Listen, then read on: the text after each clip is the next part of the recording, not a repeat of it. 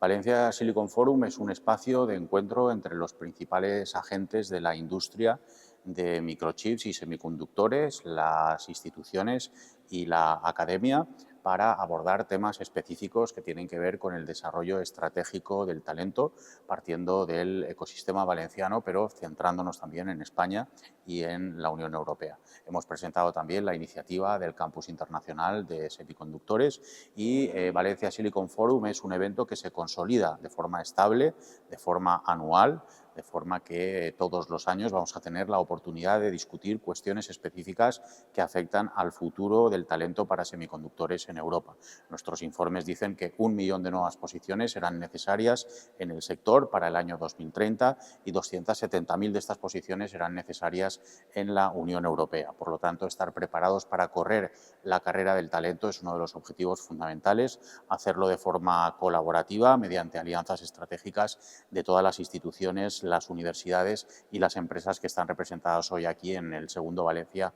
Silicon Forum.